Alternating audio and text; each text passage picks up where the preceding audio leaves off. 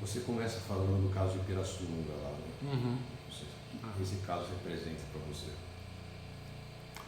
Esse caso, tem uma pesquisadora aqui, a Jane Silvestre, que fez o livro dela também, ela investigou bastante esse caso. E, ao mesmo tempo, é um caso que foi público e apareceu muito nos jornais na época, porque ele foi uma gravação de 24 horas do tribunal, né? Então, é um documento que acabou virando importante por ser a testemunha de um caso bem documentado, né? Das dinâmicas, das lógicas e dos procedimentos numa situação como essa. Então você tem um começo, meio e fim. Durante 24 horas você tem policiais acompanhando esse processo, e acabou virando um processo que acabou vindo a público também nos jornais. Então você ouve as fitas, as pessoas falando e tal. Então é importante porque é um caso muito bem documentado. E nas gravações eles detectam, por exemplo, o pessoal, os juízes falando com juízes de dentro da prisão, por exemplo, né? Então funcionaria como uma segunda instância, a prisão, seria isso? Não, eu acho que são casos mais graves, talvez, assim, são casos que podem levar à morte, por exemplo, né? Estabelecer uma consequência mais grave, como a morte de alguém. Então, não seria uma segunda instância, porque não necessariamente remendaria ou confirmaria a decisão de um grupo anterior, que seria esse o papel mais da segunda instância. Seria talvez mais um grupo com mais peso e lastro político para tomar decisão, uma decisão mais grave, uma consequência mais... E assim, hoje, se acontecer um caso similar, você acha que na atual conjuntura que está o PCC, ele vai agir do mesmo jeito? Ele tem essa estrutura ainda para... Eu acho que é difícil afirmar isso. E eu acho que depende. Então, por exemplo, nesse caso, a pessoa era do sistema penitenciário, tinha ligação com os disciplinas e tal. Então, ela tinha um certo respeito no crime, vamos dizer assim.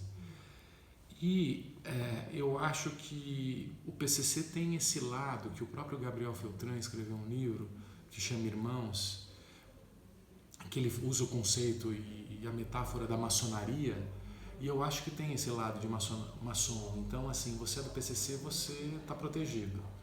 Então, se você tem alguma ligação, você tem um lastro e você tem uma possibilidade maior de ser defendido pelo grupo.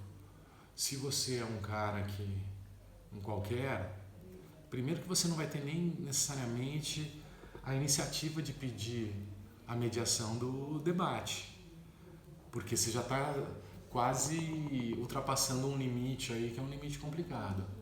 Mas, por exemplo, eu moro lá em Jundiaí, né? Mas tem várias periferias, a gente ouve de casos que o cidadão lá da favela X, ele requisita e ocorre ali uma... Sim. Né, seria somente pelo fato de ele pertencer àquela região? Não, eu acho que não tem uma regra. Eu acho que se é um crime que choca a comunidade, se é um crime de repercussão, se é um crime que ele tem algum tipo de ligação, se é um estupro de criança, se é um abuso de alguma mulher, são algumas regras mais importantes no bairro, onde eles têm uma certa jurisdição, né?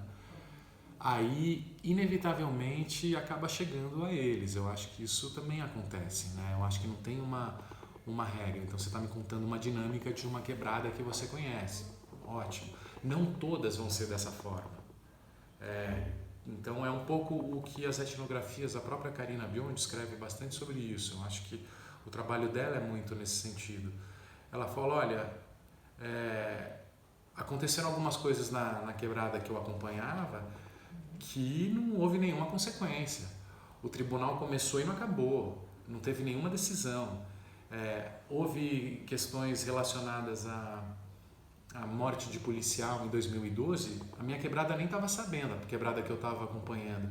Então, é muito menos... Eu acho que o livro da Carina Biondi é importante nesse sentido porque ela mostra que é muito menos organizado do que a gente imagina como se fosse um Estado.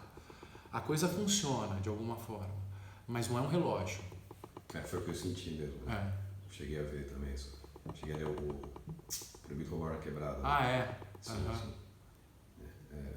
Uma perspectiva mostra mais isso, de organização. Né? O que me complicou, porque quando eu comecei, né, falei, pô, você tem você visualiza um negócio muito mais organizado, né? Então ficou meio nebuloso para mim. Eu acho que se a gente passa essa ideia de relógio no livro, é uma ideia que a gente não queria passar. Apesar da gente não ter entrado e não ter sido o propósito do livro, fazer a etnografia que a Carina fez, porque você tem que falar de um monte de coisas, às vezes você escolhe um foco, né? Com certeza. E tem muita coisa interessante da capacidade da inventividade na gestão que o PCC faz também, né? Então a gente acaba tendo que optar por um foco de abordagem, mas o livro da Carina é muito importante por isso, mostra como, olha, se vocês têm a ideia de que é um relógio, não é.